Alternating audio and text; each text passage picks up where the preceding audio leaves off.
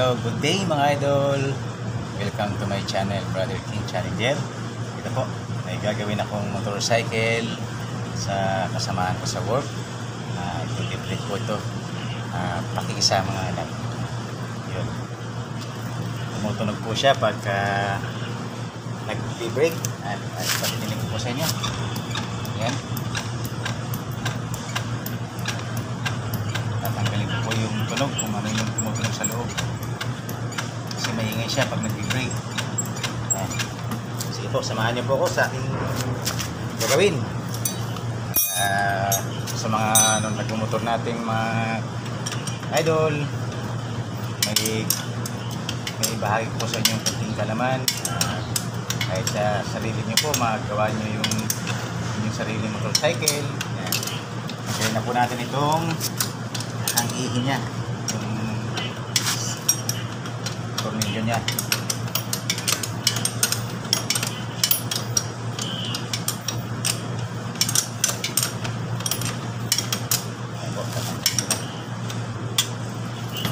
Galaw natin ang konti para makita niyo ng gusto.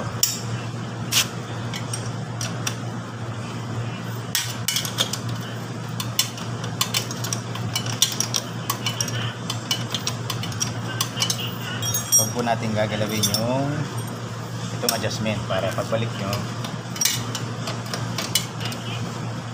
yung pa rin yung adjust ng kadena, hindi magbago kung hindi pa kayo sanay mag-adjust ng kadena. Kasi oras na mali ang adjustment nyo ng kadena, pwedeng sabingin nyo yung gulong na hindi pantay ang gusto ng kadena, tumatakbo kayo parang four wheel din na may konting kabig either kaliwa o kanan. Tingnan natin yung sa brake. Makita ko kung ano yung tumutunog sa loob.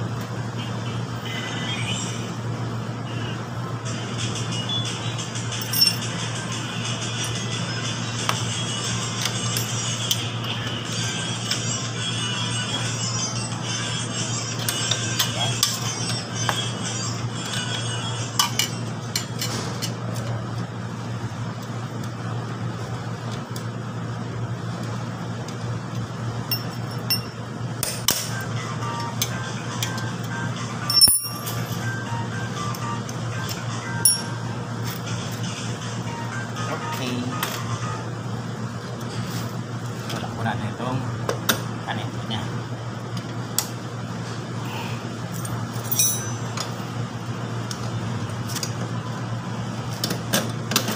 Yan, natanggal na po. Yun, laglaga na. Ito na, idol. Talas ko na. Ito po yung brake shoe nya. Bakit tumutunog? Pag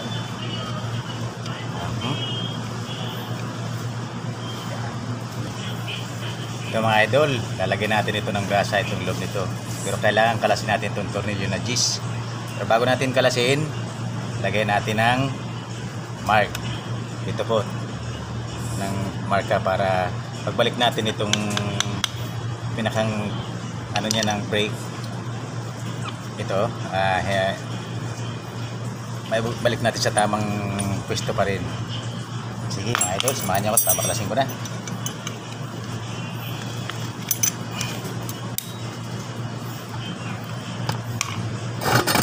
Ayan.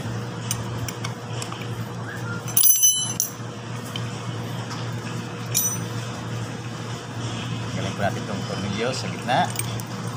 Ayan.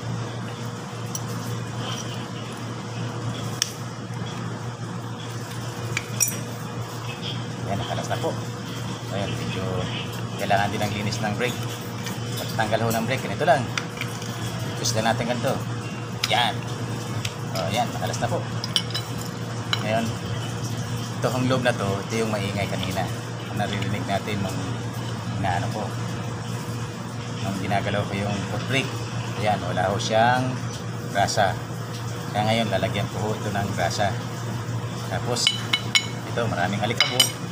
Isprayan ko siya ng hangin, or pwede nyo hugasan para mas na may sabon. Yan. Ang brake naman niya, mga idol, makapal pa yung brake shoe nya. Okay pa siya, hindi pa no need to replace na mga idol. Lagyan natin ito ng grasa para mawala yung dapat pauna natin ng grasa to. Yan, yung tamang dami lang unang grasa. Tapos itong loob lagyan din natin. Yan, ngayon kung di natin masuot yung ating daliri dahil maliit, yan, gamitan natin ng screwdriver. Yan, pasok natin yung grasa sa loob. Yan,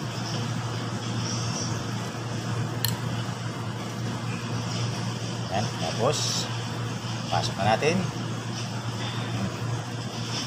Ngayon balik po muna natin, lagyan natin din ng grasa, konting grasa lang.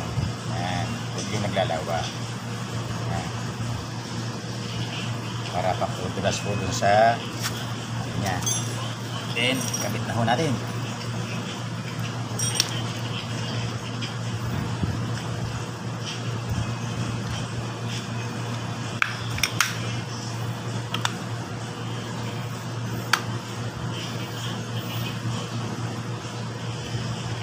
Mabit yung gilid. Yan. Ayan, masok ako.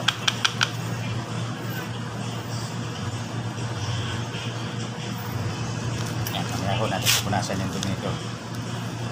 Balik na ho natin itong kanyang arm.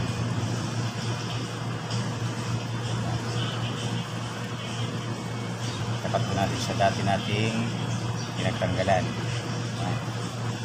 Itong gatlaho na to sa mark mo na yun, tapat natin pagbalik.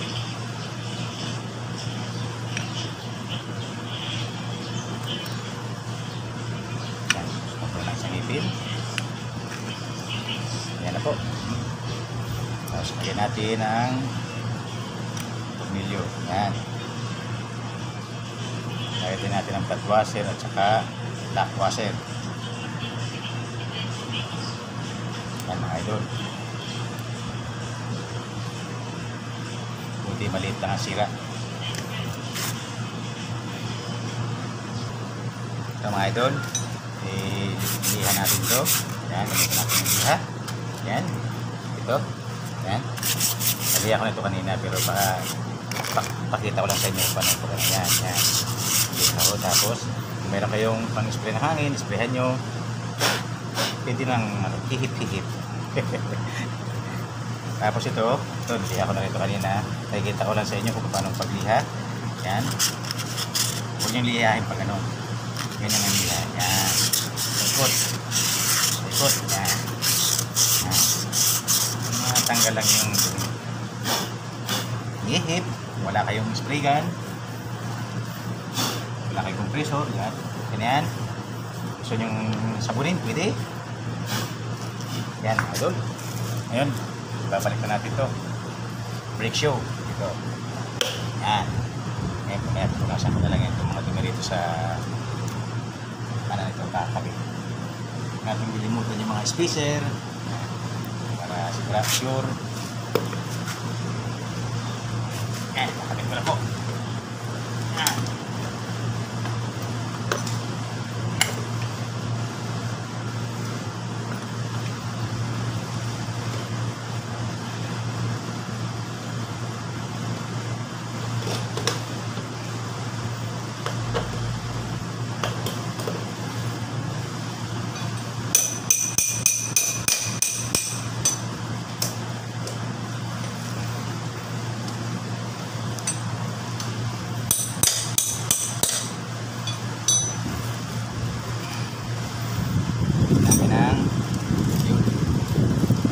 ay yung ano niya.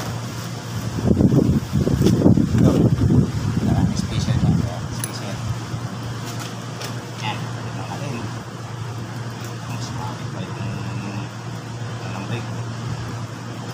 Ito naman to.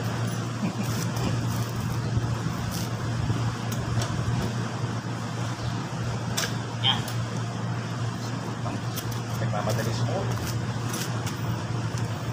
Buksan na suot. Yan. Maraan ko po. Yan. Kita po.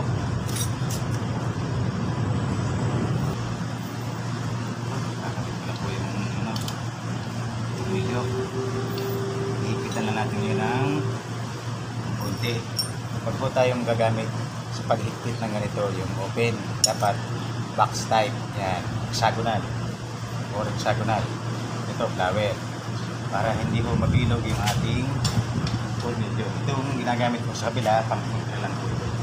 Para hindi libat yung tornilyo. Yan. See? See? Yan. Karaniwan mo sa mga gumagawa, yung mga hindi pa sanay, ginagamitan nila ng open, masikip yung tornilyo, gamitan nila itong ganitong open, mabilog po yung tornilyo.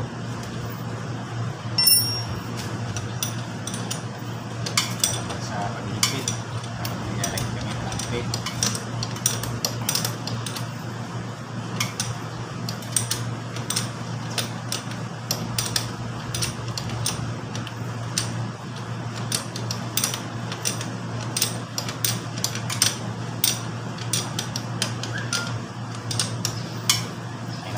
Kaya hindi muna natin hihigpitan ng mahigpit na mahigpit kasi hindi natin makagalaw itong lagay po natin itong brace ilalim. Yan, brace po sa ilalim yan. Ito yung pinaka-tornilyo po sa ilalim. Bolt niya.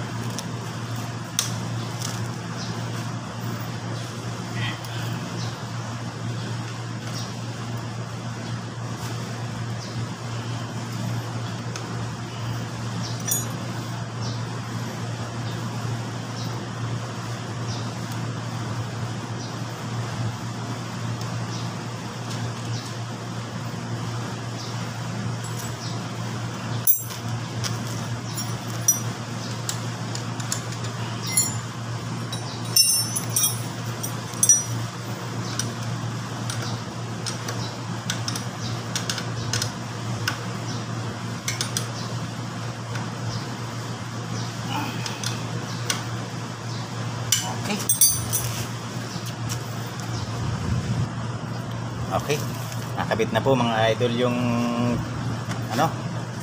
brake, mahigpit na lahat. Pwede na lang kakabit po mamaya. Ngayon test ko muna po yung nadinig nating tumutunog kanina kung mayroon pa. Yan, wala na ko yung lagit-it na naririnig kanina. Yan, wala na po.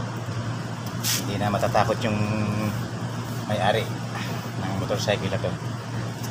Okay, salamat po sa inyong panood at sana po nabigyan ko kayo ng kunting kaalaman, lalo na sa panahon po ngayon maraming nagmumotor at may apply po ninyo sa inyong sariling motor yung naibahagi ko po sa inyo.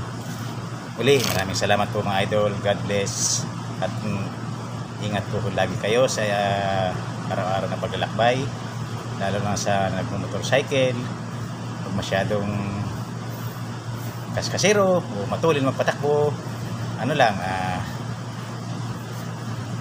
Drive safely. Kung kailangan magmatulin,